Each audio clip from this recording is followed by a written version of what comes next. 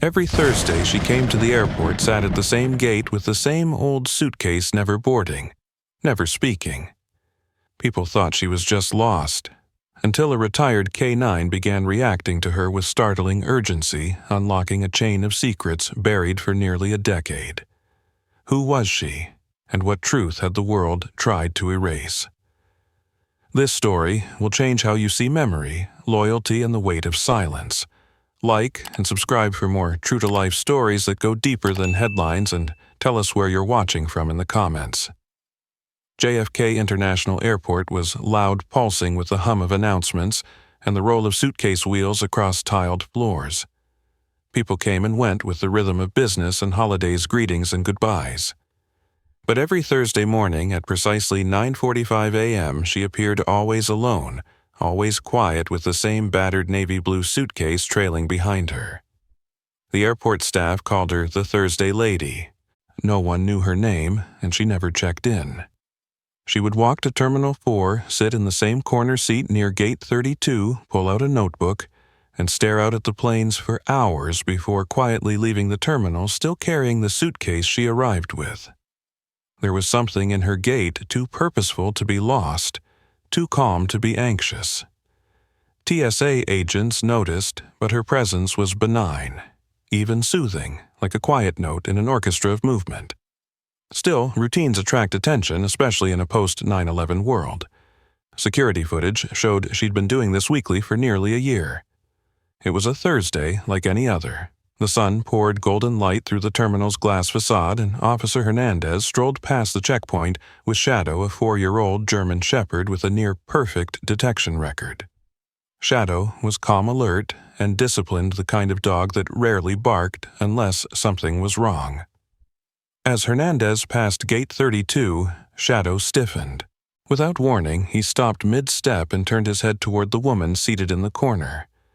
His nose twitched once, twice, and then he pulled violently on the leash, dragging Hernandez sideways toward the suitcase. "Shadow heel," Hernandez hissed under his breath. But the dog didn't budge. Shadow placed his nose against the side of the suitcase and let out a single low bark. Then another. And another, louder, now filled with urgency. It wasn't his narcotics alert. It wasn't his bomb signal either. It was recognition. The woman looked up, startled. Her face was lined, her hair streaked with gray tied into a loose knot at the base of her neck. She looked at the dog as if seeing a ghost. For a moment, neither moved. "Ma'am, is this your bag?" Hernandez asked, gently nodding toward the suitcase. She hesitated. "Yes," she replied, voice steady but distant. "It's always been mine." Hernandez's training kicked in. "Would you mind stepping aside while we check something?" She didn't resist, only nodded, and stood with a grace that betrayed an old, disciplined military maybe, or something close. Hernandez called for backup and knelt beside Shadow, who continued to bark in short, rhythmic bursts. The bomb squad was alerted out of protocol, but nothing explosive was found. Just old clothes, a worn-out paperback, and a composition notebook filled with sketches of airplanes, meticulous ones labeled in fine, slanted handwriting. Security pulled her aside for questioning. She gave her name Linda. No last name, no ID, no plane ticket. When asked why she came, she only said, "I think I used to fly out of here." Or, "Maybe I was waiting for someone. I don't remember." "Do you have someone we can call?" "I don't think so." As they checked her fingerprints against federal databases, Shadow sat beside the suitcase, refusing to leave. An officer tried to pull him away. The dog growled another first. Inside the TSA surveillance room, Agent Rachel Kim rewound months of footage. Same woman, same seat, same time, every Thursday. Always alone, always the same suitcase. "She's either lost," Rachel muttered, "or she's remembering something none of us can see." The system eventually returned a partial match on her prints. A name, Linda Gray. No address, no criminal record. Presumed dead. The file was thin, but the last known employer raised eyebrows: an international press agency. Listed occupation war correspondent. By late afternoon, Linda had been released. No laws broken, no threats posed, but the airport had changed. And Shadow the dog, trained to detect danger, had reacted not to what was inside the suitcase, but to something about it. Or her. That evening, Hernandez filed a report noting the strange behavior. Dog reacted as if recognizing scent. Unclear if connection was to individual or item. No threat found, suggest further observation. And so it continued. Linda returned the next Thursday. Same suitcase, same seat. Shadow barked again and again. Each week the circle repeated. Each week the questions deepened. The Thursday after Shadow's first alert, JFK's internal security team initiated a quiet protocol. No alarms, no uniformed confrontation, just silent observation and methodical data collection. They assigned Rachel Kim, the lead behavioral analyst for TSA, to monitor Linda Gray's weekly pattern. Rachel set up a surveillance profile and reviewed her past visits, compiling camera angles and timestamps, piecing together a timeline that stretched back more than 40 weeks. Linda arrived each Thursday at 9:45 a.m. She entered through the same revolving door, walked to Terminal 4, and settled into seat C11 by Gate 32 without deviation. She never brought food or coffee, never answered a phone. She never boarded a flight. By 3:15 p.m., she would leave always with the same suitcase rolling behind her. Its navy blue canvas faded from time and weather. The suitcase became its own point of interest. Officers scanned it weekly. Still no trace of contraband, no tech, no false lining. Just what appeared to be the same contents: one worn-out coat, 2 books, both war memoirs, a composition notebook filled with drawings of aircraft, and an unwrapped granola bar that no one dared to move. The granola bar always remained untouched, placed precisely at the top corner inside the front pouch, like a ritual offering. "It's not what's in the suitcase," Rachel noted aloud during one of the weekly security briefings. "It's what it represents. To her, to the dog." Every week, Shadow, now unofficially reassigned to Linda's detail, repeated the same reaction. As soon as Linda sat down, Shadow would grow tense. When he approached the suitcase, his stance would change: ears up, tail stiff, a single bark, then a low whine that didn't match his bomb or narcotics protocols. It was almost mournful. Hernandez, growing increasingly unsettled, began to suspect the dog remembered something. A smell, a connection he couldn't communicate but couldn't ignore either. Rachel dug into the facial recognition system using Linda's partial match. There was a Department of Defense tag in her old employment file denoting embedded civilian personnel, specifically war correspondents. The name Linda Gray popped up in NATO databases as missing in action from a 2014 incident in Aleppo, Syria. At the time, it was presumed she had been killed during a rebel siege that claimed the lives of 3 international journalists. The last transmission from her satellite phone had been a frantic audio message, garbled but urgent. They found the footage. "Tell someone, don't let them bury this," but that was 9 years ago. The TSA had no jurisdiction over her disappearance, but Rachel flagged the connection to the Department of Homeland Security. No formal response came. A day later, however, someone from a private number called Rachel's desk. The voice on the other end was male-clipped and anonymous. "You're wasting your time. She's not who you think she is. Let it go." Rachel didn't. Instead, she pulled together a pattern map.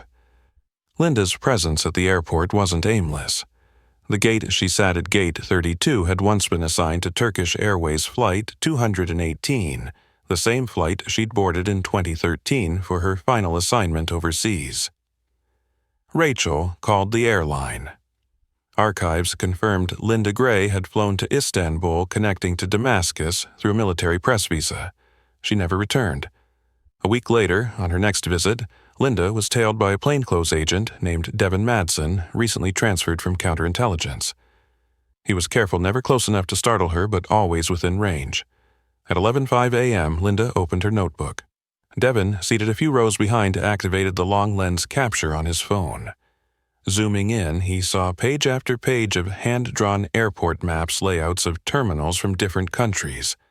One appeared to be a terminal in Istanbul. Another matched the U.S. military landing base at Incirlik. But in the center of the most recent drawing was a plane. Not just any plane, a U.S. military transport jet model C-130 marked with a tail number. Devin's stomach tightened. The plane had been decommissioned after a classified transport operation went awry in early 2015. He had read the brief. The entire manifest was sealed. Meanwhile, Shadow continued to act strangely, not just near Linda but afterward. Post-visit, the dog would pace in his kennel, pawing at the door, refusing food until hours later. Hernandez started taking Shadow home at night, concerned for the dog's well-being. One night, as Shadow lay curled beside Hernandez's couch, the officer remembered something odd from years ago, a briefing in Fort Bragg about scent linking. There had been a theory some dogs could imprint on trauma, not just scent. Shadow had once been deployed. Was it possible that what he was reacting to was a memory Hernandez emailed an old contact from the K-9 Unit Archive Division? The response came 2 days later. Shadow had been deployed to Syria in 2015. His original handler had died in a roadside bombing. Shadow was rescued, treated, reassigned stateside. Hernandez reread the name of the Operation Iron Finch, a covert transport mission to retrieve a civilian whistleblower and sensitive media. The notes were heavily redacted, but one phrase was clear. Media asset failed, evac declared dead. A chill ran through Hernandez's spine. Media asset, not soldier, not contractor, journalist. He turned toward Shadow, who sat in the hallway staring at the door like he was waiting for someone. It hit Hernandez all at once. Shadow wasn't recognizing Linda as a threat. He was remembering her. Back at JFK, Rachel brought the entire team together in a closed meeting. This woman isn't just a missing person. She's tied to something buried. And someone doesn't want us pulling it back up. The room fell silent. The sense of unease was no longer theoretical. Across the terminal, Linda Gray sat again at gate 32. Her notebook rested on her lap, and for the first time in weeks, she wrote words instead of drawing lines. 1 sentence. 2. She paused, looked around, and for just a second her fingers trembled. She looked down at her suitcase. Shadow barked once, and something in her eyes changed.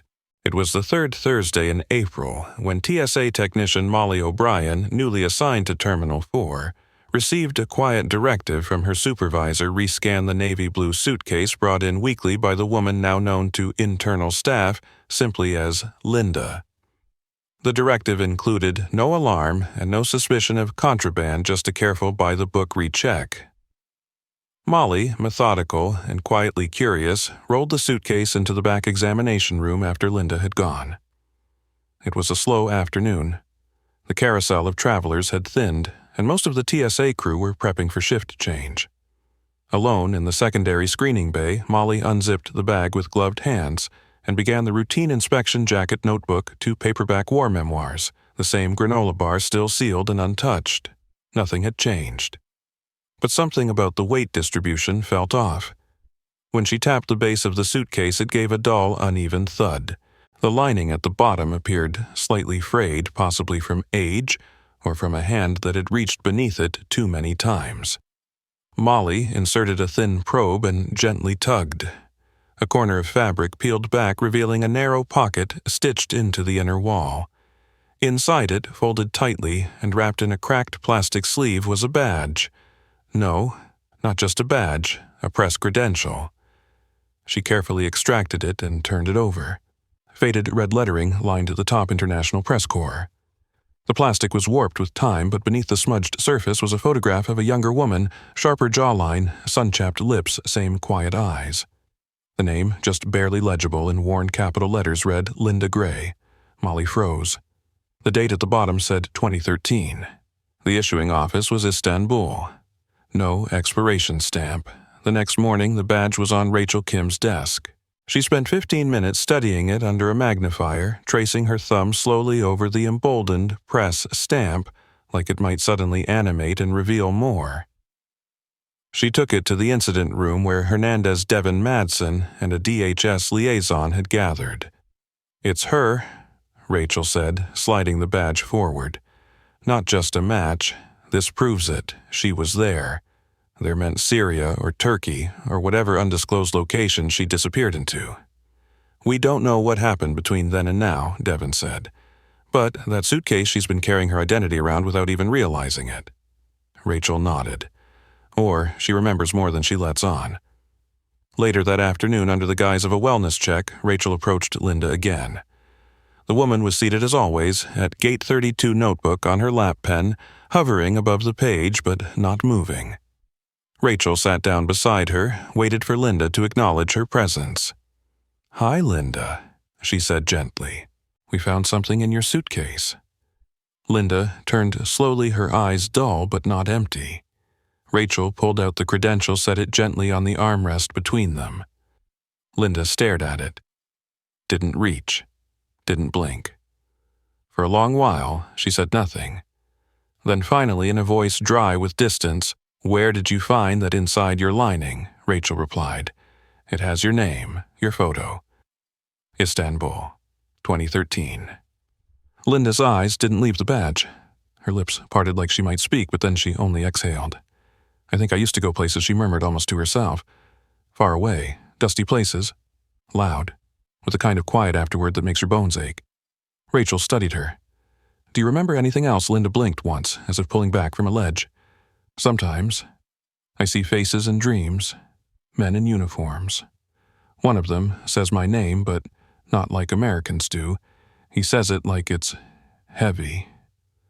Her voice lowered, like it's the last thing he'll ever say. Rachel hesitated, then asked softly, "Do you remember what you were reporting on?" Linda shook her head. "There was a camera. I remember holding it tight even when I was scared, like it was my only proof that I was real." She turned to Rachel. "Am I real?" Rachel didn't know how to answer. Instead, she said, "This card tells me you were once very brave." Linda nodded slowly. "I was something once, but I'm not sure I survived it." Back in the surveillance office, Rachel played the audio of their conversation on loop. Meanwhile, Devon cross-checked the name Linda Gray against foreign press rosters from that year. The name had disappeared from bylines shortly after August 2014. A photograph surfaced from a Guardian article Warzone coverage with a blurry figure in the background crouched with a camera. Zooming in revealed her face in profile. Same eyes, same grim set of jaw. But the shock came not from her but from the person beside her, a U.S. soldier, unmarked uniform, hand gripping her shoulder. The facial recognition pinged on the soldier. Lieutenant Eric Callan. Killed in action October 2014. Body recovered. Personal effects missing. Hernandez sat quietly when he saw the photo. He tapped the soldier's shoulder insignia barely visible in the frame. "That's the same unit that deployed Shadow," he muttered. What if he was there too? It was possible. K9 logs confirmed Shadow's prior deployment in that sector, but the handler logs had gaps. One handler died during a failed civilian extraction near Aleppo. The name wasn't on the memorial list, classified. Rachel connected the dots in her head. Shadow's original handler was never officially listed because the extraction failed, but Linda made it out. Somehow. She stared again at the press badge, then at the transcript of Linda's soft-spoken words. "I think I used to go places. Places that erased her. Places that recorded everything until they didn't." That night, Linda returned home to a small studio apartment under a welfare program for displaced persons. Her walls were bare, her fridge nearly empty, but her notebook, now filled with sketches of planes and layouts, lay open on her desk. She stared at the press badge now in her pocket. Carefully, she pulled it out, smoothed the plastic, and pressed it against the notebook page. Then she picked up her pen and for the first time drew a face instead of a machine. The jawline was familiar, a man's eyes, set deep, watching something just beyond the page.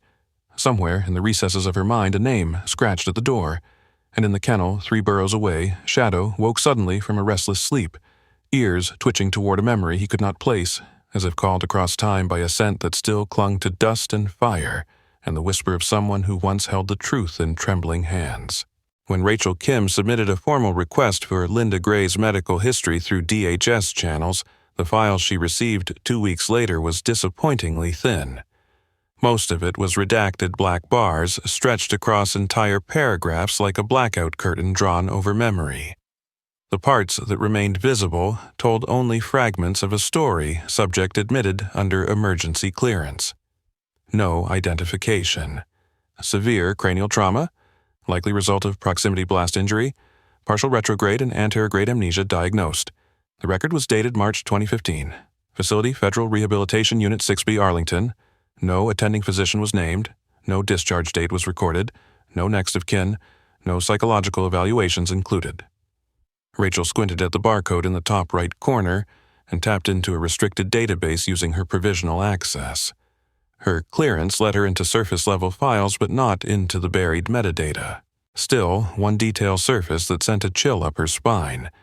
The patient ID number linked to Linda had also been associated with a classified Department of Defense logistics project titled Extraction Omega. She brought the file to Devin Madsen, who raised his eyebrows at the name. Omega projects don't exist on paper, he said flatly. They're the things that happen after all the other missions go sideways. Rachel crossed her arms, staring at the screen. You think she was a ghost? Worse? Devin replied. She was someone they needed to disappear. Digging further, Rachel attempted to cross-reference the hospital with TSA's internal medical clearance system, which logs every individual discharged from federal care deemed medically stable, but potentially a risk in transit, especially those with psychological trauma or memory loss. It was a basic formality mostly for ensuring safe passage during air travel. But Linda Gray's name never appeared. No alias, no patient code, no acknowledgement of discharge. Officially, the TSA had never been notified that a woman with post-blast amnesia and no memory of her own past had been released into public life. The system had failed, or someone had deliberately kept her invisible. Meanwhile, Hernandez had taken Shadow to the veterinary behavioral unit for a full neurological scan. Shadow's post-visit symptoms had grown more erratic, pacing in circles, fixating on doors, and refusing commands during certain hours. The results returned clear: no injury, no infection. The behaviorist suggested a psychological trigger, an unresolved memory or stimulus that reactivated old trauma. It's possible, she said carefully, that your dog associates the woman with something deeply embedded in his early training. Smell is memory for them, and if he knew her in a context of high stress or violence, that recognition might bypass logic entirely. Hernandez left the clinic uneasy. He had spent years with Shadow, trained him, trusted him, and now, for the first time, he realized the dog was carrying something he couldn't decode. A buried history no one had dared speak aloud. Back at TSA headquarters, Rachel pushed deeper. She reached out to a former contact at a nonprofit that supported war correspondents. They remembered Linda vaguely. She was bold, the woman on the phone said. Quiet, but gutsy. Never filed from the green zone, always wanted to be where it mattered. Last we heard, she was embedded with a joint NATO operation documenting displaced civilians. Did she ever come back? Rachel asked. A pause. They told us she died. A building collapsed near Aleppo. 2 other journalists with her were recovered. Her name was on the list of presumed dead. Rachel requested the death certificate. None existed. Just a field report marked presumed fatality, no remains recovered. A document that closed a chapter without confirming the ending. She printed everything, laid the pages side by side on her desk. The hospital intake, the mission tags, the media released the missing TSA record. Together, they formed a jigsaw puzzle with its edges torn away. Linda had lived, been treated, and then what released into the world with no identity, no follow-up, and no trace. She looked again at the press badge recovered from the suitcase.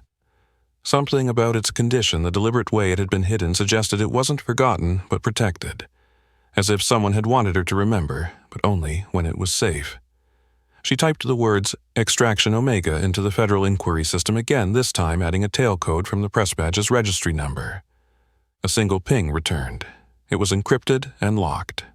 When she requested access, a message appeared: Level 6 authorization required. Contact Oversight Directorate. A contact form auto-filled below. She clicked Send. 3 days later, a man in a dark suit appeared outside her building. He didn't introduce himself. He simply handed her a sealed envelope, nodded once, and disappeared back into a black SUV. Inside the envelope was a single line. If she remembers, protect her. Rachel sat still for several minutes, envelope on her lap, hands trembling.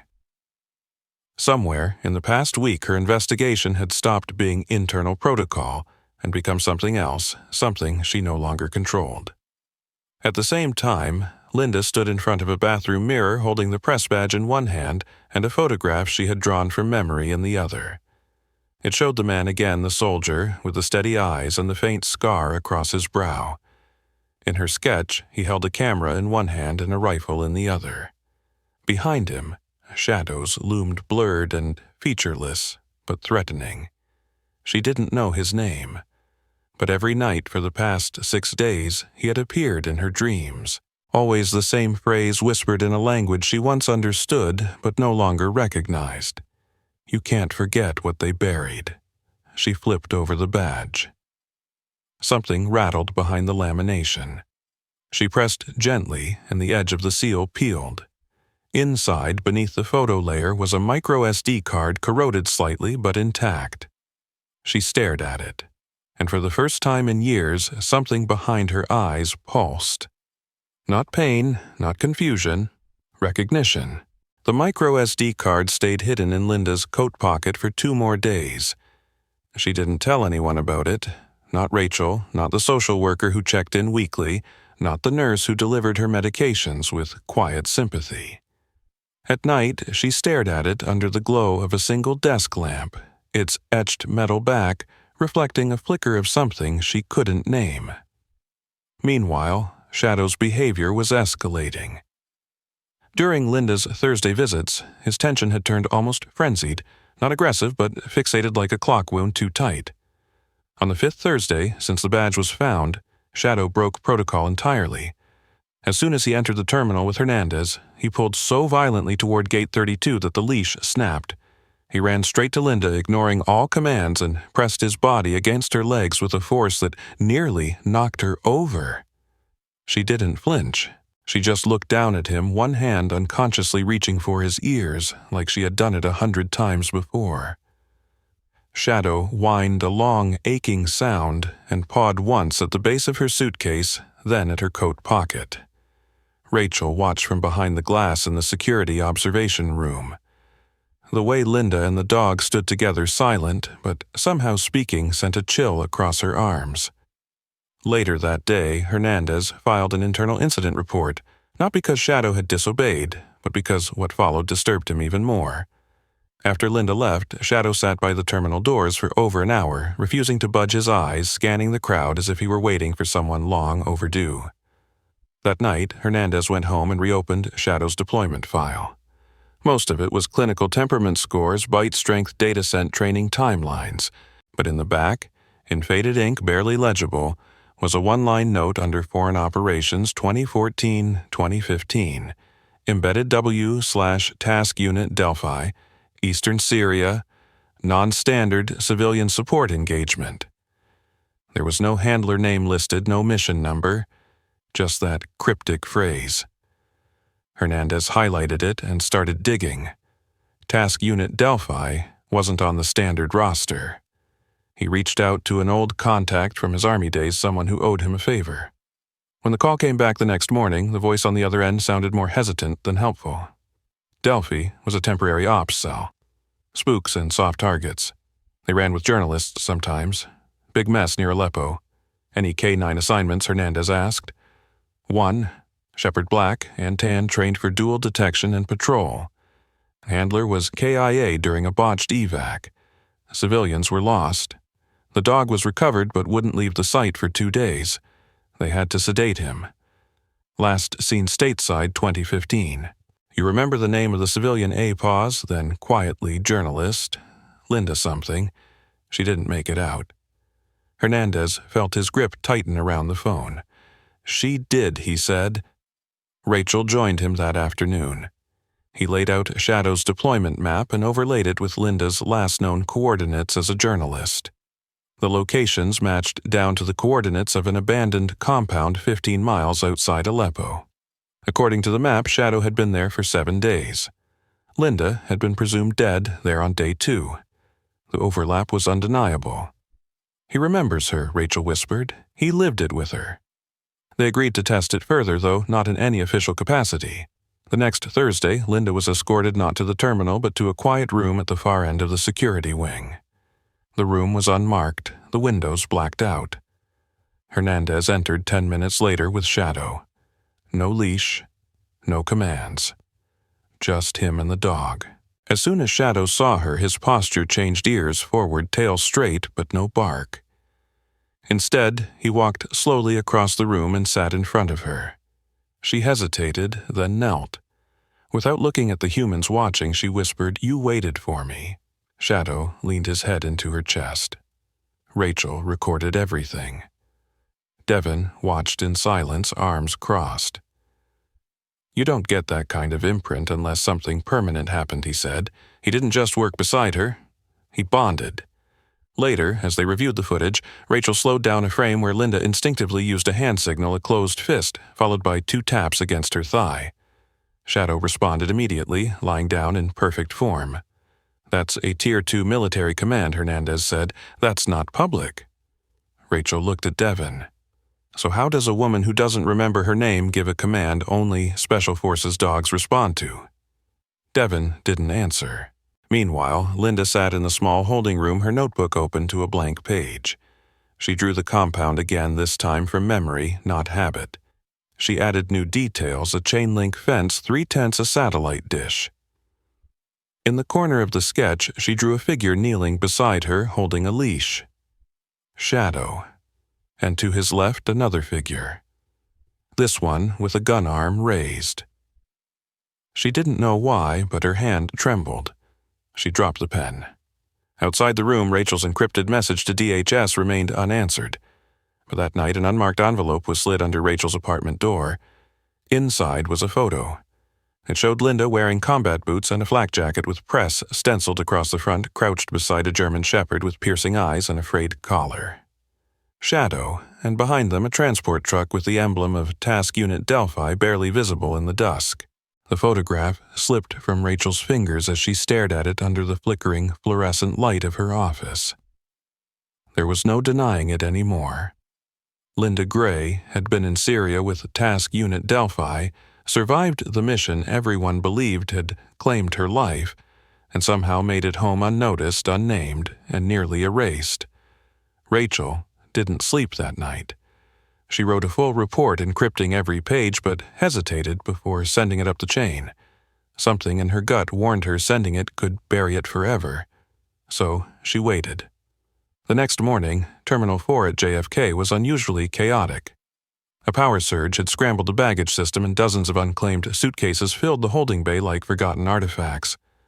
The clerk at the counter, halfway through sorting the backlog, called out the name on the next ticket, Forrester. Marcus Forrester. A tall man with salt and pepper stubble and deep-set eyes stepped forward. A scar ran from the corner of his jaw to his collarbone, faded but unmistakable. He carried himself with a quiet kind of weight, like someone who'd stood in places no civilian should. "That's mine," he said, pointing at the battered olive duffel bag. As the clerk processed the claim, Marcus glanced across the terminal. Just beyond the gate railing, a woman sat alone, a dog curled at her feet. Her head tilted slightly as if listening to a memory. His breath caught in his throat. "No," he whispered. He dropped the claim slip and stepped toward the glass. "No, that can't be." The clerk called after him, confused, but Marcus didn't hear. He walked slowly, cautiously, like approaching a ghost. From behind the glass partition, he stared for a full minute before finding his voice. Linda. She didn't react at first, but Shadow lifted his head, ears alert.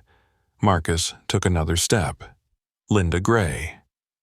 She looked up, blinking as if pulled from somewhere far away. Their eyes met. She stared at him like trying to place a shape in the fog. Then her brow furrowed. "Do I know you?" Marcus pressed his hand to the glass, eyes already wet. "Yes." he said hoarsely. "You saved my life." The security officer on duty approached, hand on his belt, but Rachel intercepted. She'd been reviewing terminal footage and recognized Marcus instantly. She waved the guard off and walked over. "Who are you?" she asked. Marcus didn't look away from Linda. "My name is Marcus Forrester. I was a photographer embedded with Task Unit Delphi in Syria. I was there the day the compound was hit. She dragged me out of the rubble when the roof collapsed. Her and that dog. We thought she was dead." Rachel led him to the side office, brought Linda and Shadow in moments later. Marcus kept staring as if afraid she'd vanish. "We all thought you were buried under that building," he said, voice cracking. 9 years, nobody knew what happened. The rest of us were pulled out, but you were gone. They told us the blast was too severe. They gave you a headstone in Arlington." Linda didn't speak for a long time. Then she said almost to herself, "I remember sand and lights, and someone screaming for morphine." Her hands trembled slightly. Marcus pulled out his phone, flipped through dozens of photos until he found one. He turned it toward her. In the picture, she knelt beside a wounded man, him pressing gauze against his leg, her flak jacket soaked in dust. Behind her, Shadow stood guard, his eyes scanning the horizon. Linda stared at the photo fingers touching the screen. "That's me," she whispered. "That's me." Marcus wiped his face, laughing and crying all at once. "We thought you were gone. God, Linda, we thought you were gone." Rachel leaned in. "Do you remember the mission?" Linda looked at her. "Not all of it. But something's coming back." Marcus sat forward. "They weren't just pulling us out. We had footage, evidence. You filmed it, didn't you?" She nodded slowly. "It's on the card. I kept it. I knew it mattered." Rachel pulled the micro SD card from the evidence envelope and handed it to Marcus. "You're the only one who can verify what's on this." He took it, his hand shaking. "If it's what I think it is," he said, "they'll try to bury it again." Rachel stood. "Then we don't give them the chance." That night, Marcus made the call. Not to any government agency, not to the press. He called Thomas Beck, an old editor who now ran an underground network for whistleblower journalists. "I have something," Marcus said, "and someone." On the other end, Beck's voice stiffened. "Who?" Marcus looked across the room at Linda, now asleep on the couch, Shadow curled beside her like a sentinel. "Linda Gray," he said. "She's alive." Beck went silent for a long time. "Then send nothing. Bring her here. I'll make sure the story survives." The next morning, Marcus booked 2 train tickets under false names. Rachel secured temporary clearance for Linda to travel, citing medical necessity. Shadow's papers were reissued, listing him as a certified support animal. Hernandez watched them leave from the security window, a part of him still unable to believe the woman who had haunted his partner's instincts for months was real, and that she might now be walking into something even more dangerous than memory. The train hummed steadily beneath them. As Linda sat across from Marcus, the photo of her crouching in the dust still clenched in her hand. Outside the window, the New Jersey countryside rolled by in green and gray streaks, but her eyes remained fixed on that captured moment, frozen in time, dusty, sharp-edged, and far too real. Shadow lay quietly at her feet, but every now and then his ears would flick toward her like he sensed something inside her was shifting. Marcus had placed her suitcase in the overhead rack above their seats, but Linda suddenly reached for it, and brought it down to her lap with trembling fingers. She opened it slowly, like unlocking something sacred. The contents were familiar: the worn coat, the weathered war memoirs, the notebook. But under the lining where they had once found the press badge was a photo sleeve crinkled and buried so deeply she hadn't noticed it until now. She slid it free. Inside were 4 photographs, each with handwriting on the back in black marker. The first showed a group of children near a crumbling schoolhouse standing in a line, hands on each other's shoulders, faces wary but curious. On the back, Aleppo, April 2014. The second, a makeshift refugee camp tents branded with faded UN markings. Idlib Corridor, June 2014. The third, an American soldier speaking into a radio while Shadow stood behind him, eyes locked on the horizon. Classified Site Delta Route. The fourth was the one that made her inhale sharply, a photo of her holding the camera, crouched behind a broken wall, her eyes wild with fear, but steady, aimed at something burning in the distance. Smoke and twisted steel framed the shot. She turned it over, border outpost, day of the blast. Her fingers closed around the edges as memory surged like a dam breaking. She was there. That day, that heat, that moment when everything shifted. She had been filming an illegal weapons transfer evidence that contradicted official U.S. statements about who was arming regional militias. She had hidden the memory card in her camera, concealed beneath the battery, and when the first mortar hit the compound, she had dived not for cover, but for the suitcase. The camera. The evidence. It wasn't bravery, it was instinct. It was everything she had spent months documenting. That card held stories that would ruin careers, change narratives, end wars. She remembered the chaos, the dust blinding her eyes, the heat of flames licking at her jacket, the sound of gunfire growing closer. And then nothing. A blur of arms dragging her shadows, barking in her ears, a medic's voice shouting, "This one's still breathing." She remembered a helicopter, a needle, then the dark. She spoke slowly, voice low, almost reverent. "I wasn't supposed to survive." Marcus leaned in. "You did. You made it out." "They didn't know who I was," she said. "I must have been unconscious when they found me. No ID, just the suitcase. My face. It must have been burned, swollen. They logged me as unknown." Marcus nodded. And the footage still inside the suitcase, hidden in the liner. "I always knew it was there, but I couldn't remember why it mattered. Until now." She looked up, her eyes clearing. "They thought I was just some injured civilian. They patched me up, handed me to a rehab facility. No one questioned it. And your name?" She shook her head. "Erased, or buried under someone else's file. And I didn't remember enough to correct them." She opened the notebook and slid the micro SD card from its taped hiding place, placing it on the table between them. Marcus reached into his laptop bag and carefully slotted it into a converter. He hesitated. "You ready?" She nodded. The screen flickered to life. The first file was shaky footage. Night vision, distant voices, a convoy of trucks idling under tarp-covered cargo. A timestamp in the lower corner read October 8th, 2014. She gasped. "That's it. That's the transfer." The second file zoomed in on crates being unloaded, stamped with markings that didn't match any official supply chains. One voice spoke clearly in English. "They'll deny it. We weren't here."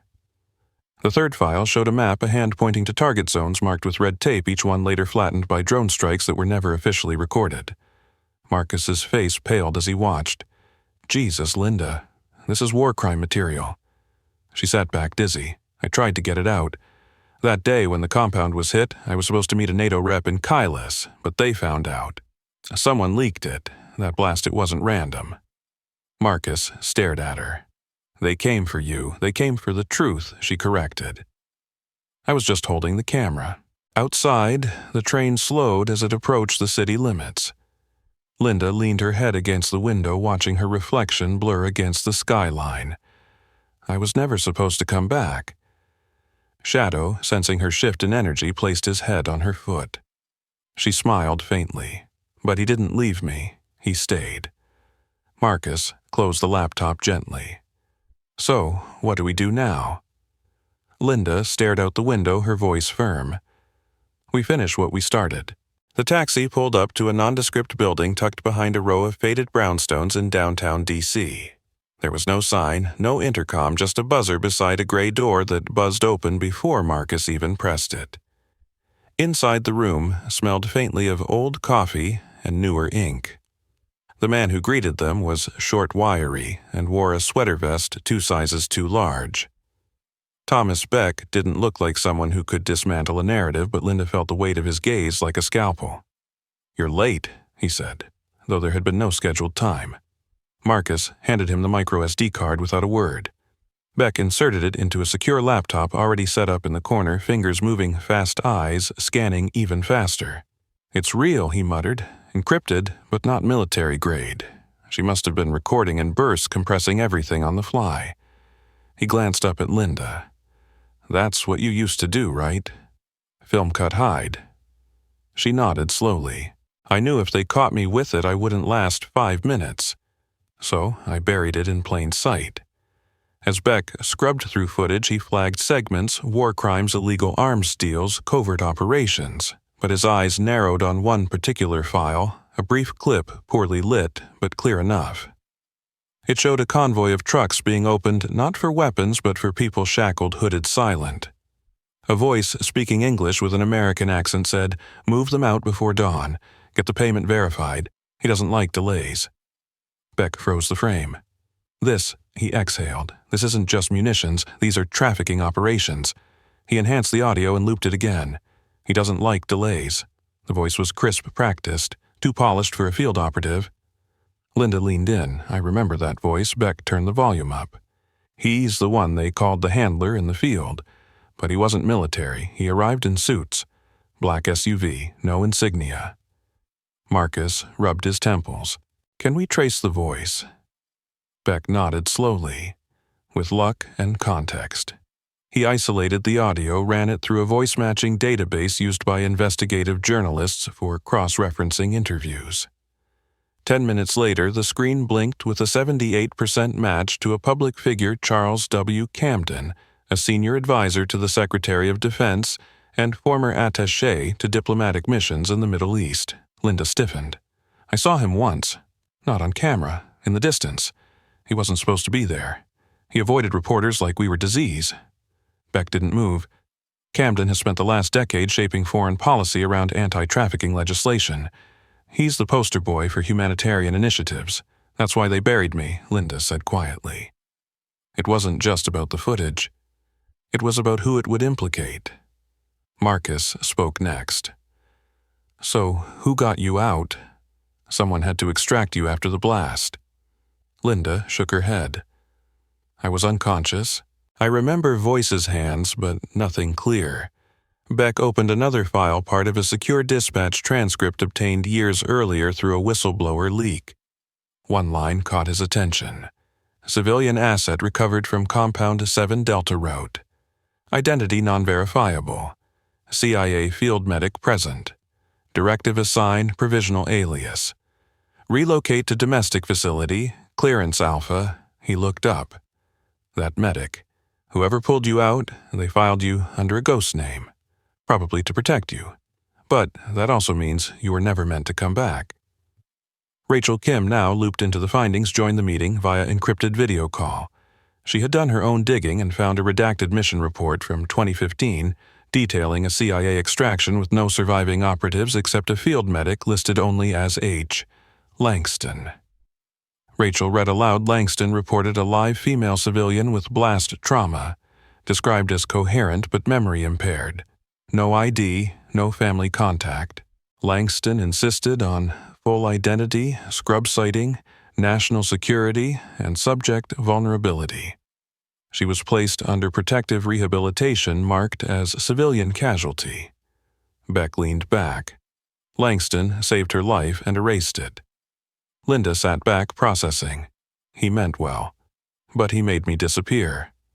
Marcus frowned, or someone ordered him to. Beck leaned forward, locking eyes with her. Linda, that footage on its own is explosive. But if Camden's voice is authenticated and you're the witness, then this is going to get dangerous fast. Not in courtrooms, in alleyways. Rachel's voice came over the line. You need to be prepared. Camden is untouchable in public, but he has enemies. People waiting for a crack. Beck added, we leak this the wrong way, it dies in a rumor cycle. We do it right, it makes Senate hearings. Linda folded her arms. I didn't come back to be a ghost again. Beck smiled faintly. Then we'll need to move fast. Meanwhile, in a downtown intelligence office across the Potomac, Camden's assistant read the alert with growing concern. Subject Gray confirmed alive.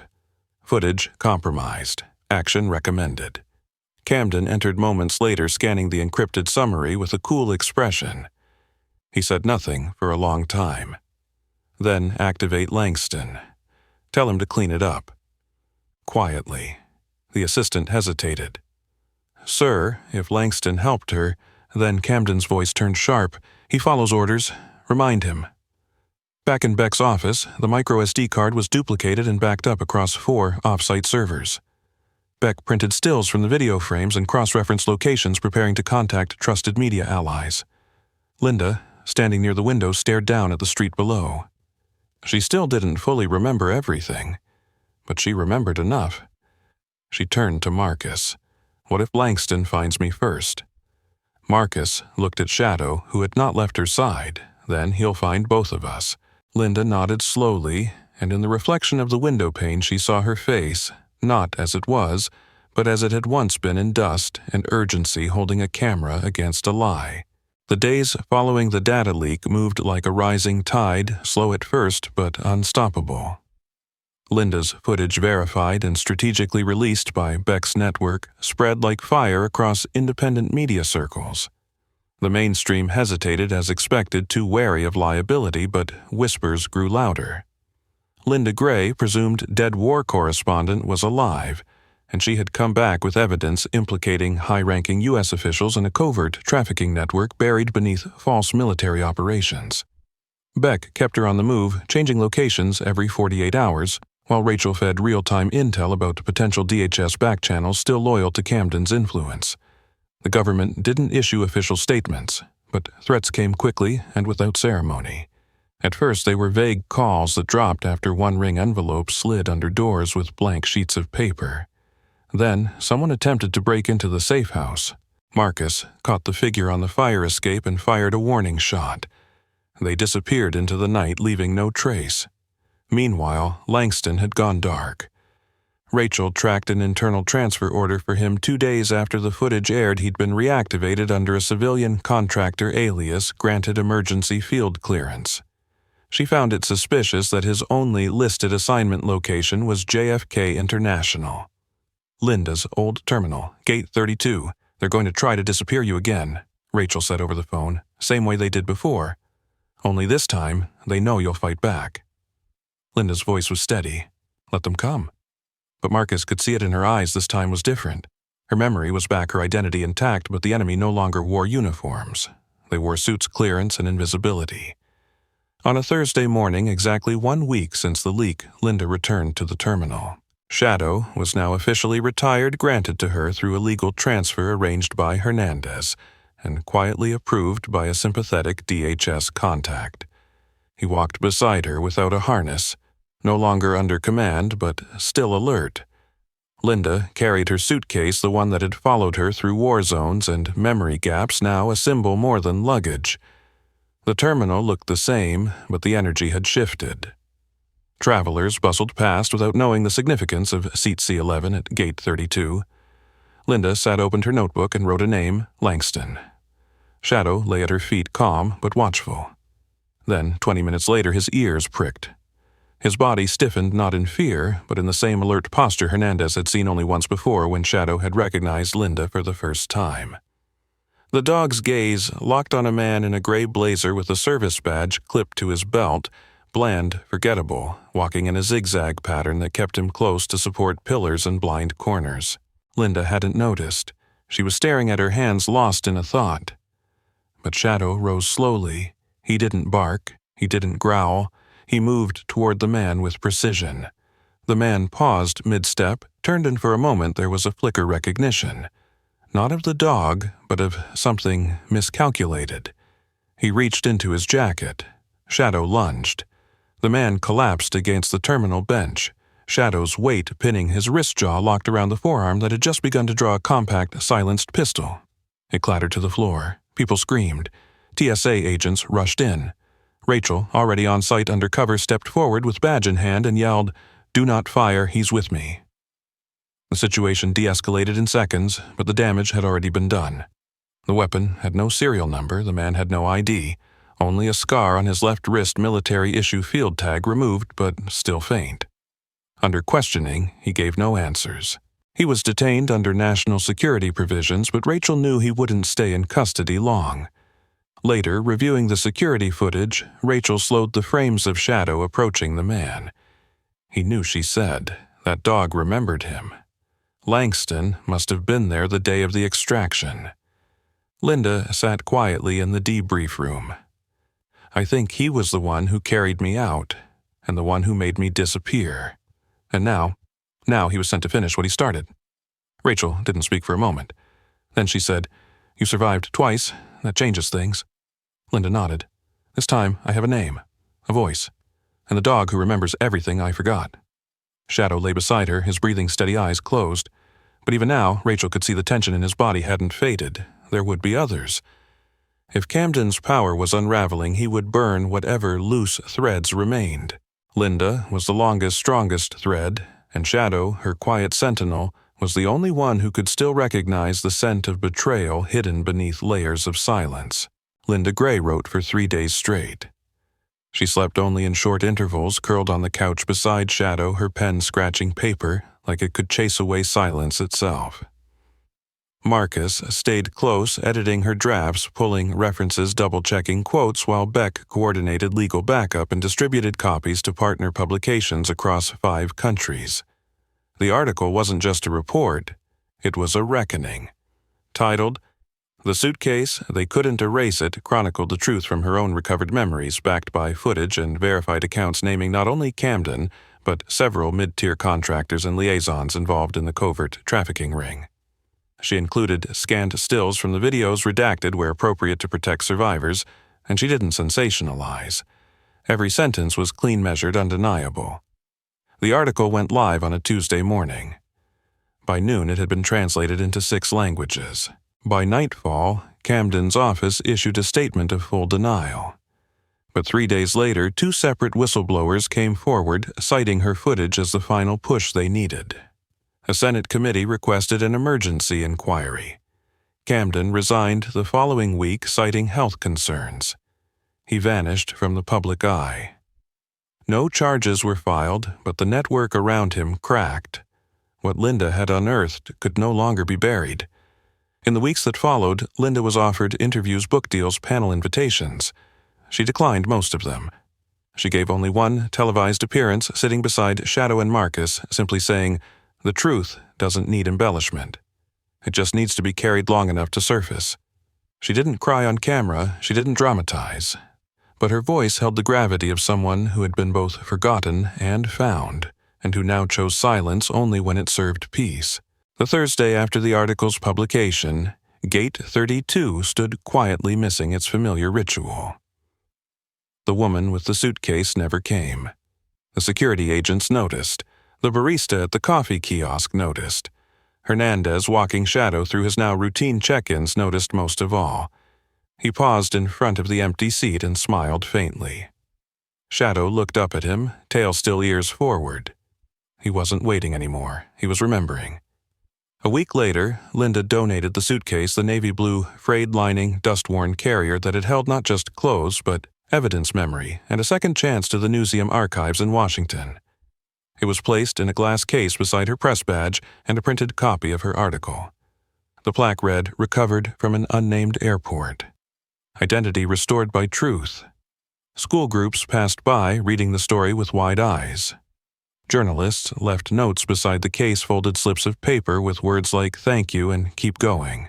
Linda moved north to a small coastal town with more trees than headlines. Marcus stayed nearby, helping her organize a collection of essays.